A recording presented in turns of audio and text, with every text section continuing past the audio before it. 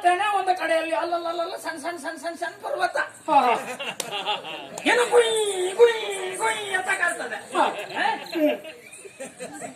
ನೀವಂತ ಗುಯ್ ಗುಯ್ ಅಂತ.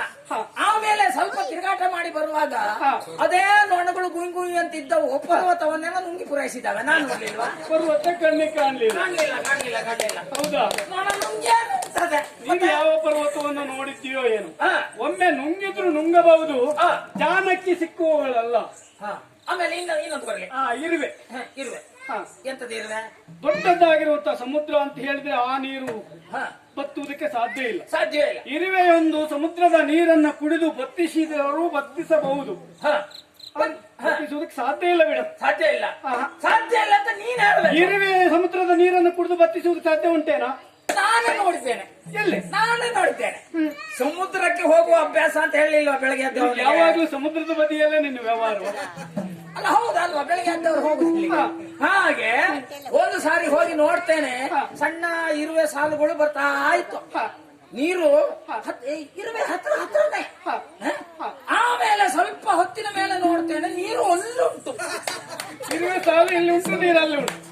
ಹಾಗಿದ್ರೆ ಇರುವೆ ನೀರನ್ನ ಕುಡಿಯಿತು ಅಂತಲ್ಲ? ಮತ್ತಿಲ್ಲದ್ರೆ ನೀರು ಹಿಂದೆ ಹೋಗುದು. ಸಮುದ್ರಕ್ಕೆ ಬರ್ತಾ ಇಳಿತಾ ಎನ್ನುವುದು ಉಂಟಾ?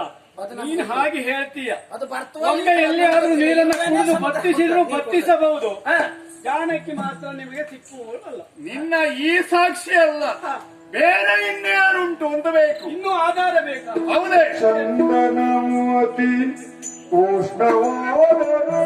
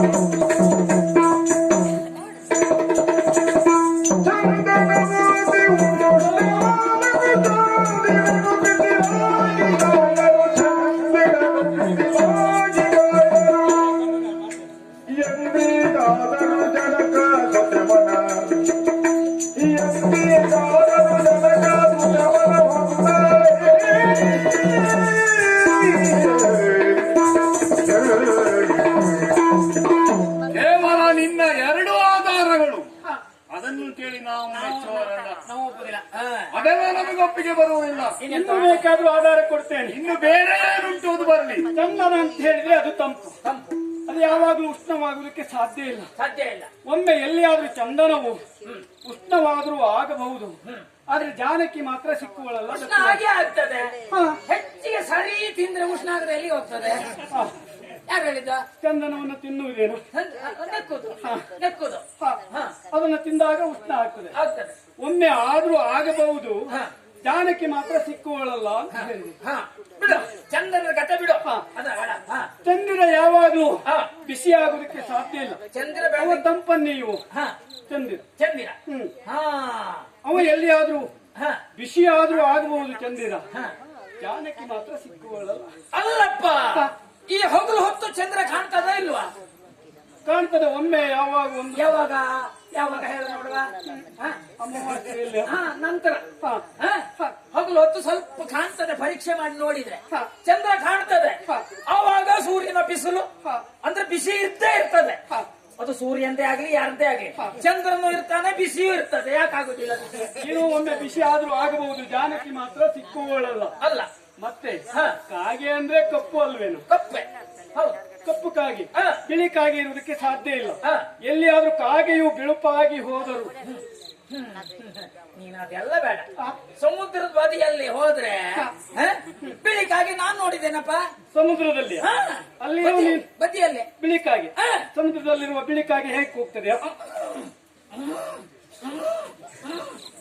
ಹುಡ್ಕೊಳ್ಳಿ ನೋಡಿರ್ಬೇಕು ನೀವು. ಅದು ಏನೇ ಆಗಿರ್ಲಿ, ಕಾಗೆ ತಮ್ಮನೇ ಆಗಿರ್ಲಿ, ಬೆಳ್ಳೆಗಿಂತ ಇಲ್ವಾ ಅದು? ಹೌದು. ಅದು ಎಂತದಪ್ಪ? ಒಮ್ಮೆ ಬಿಳುಪಾದರೂ ಹಾ.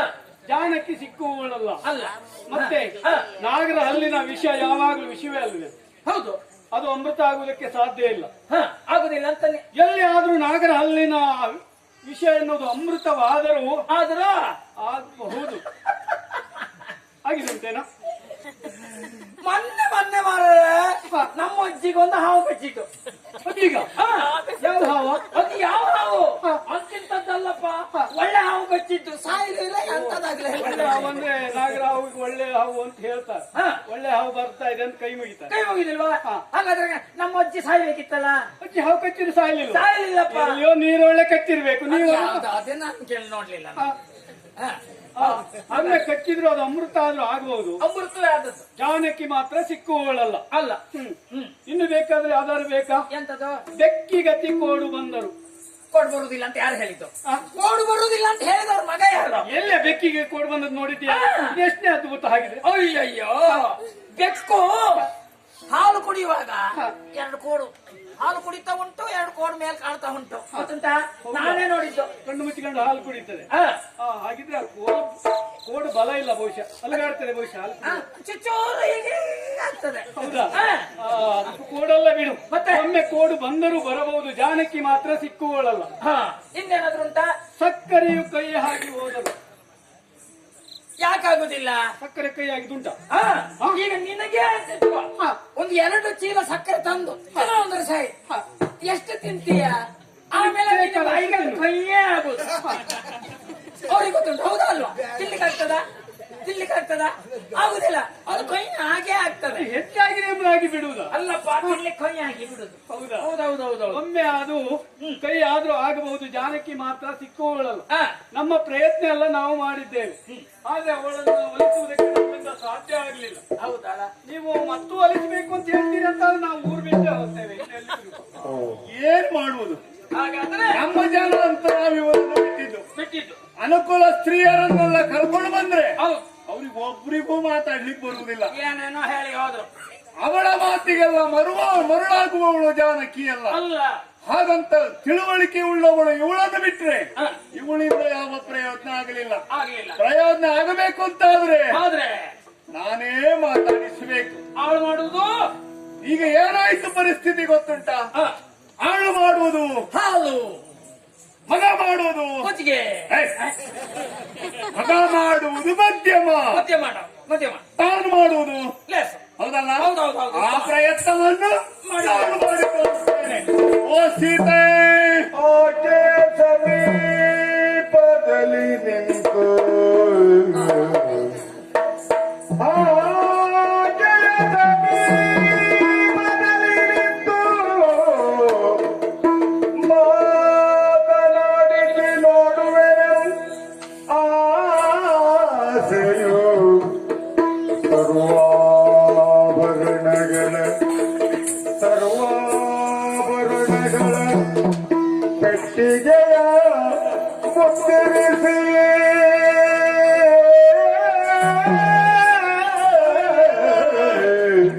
ಆ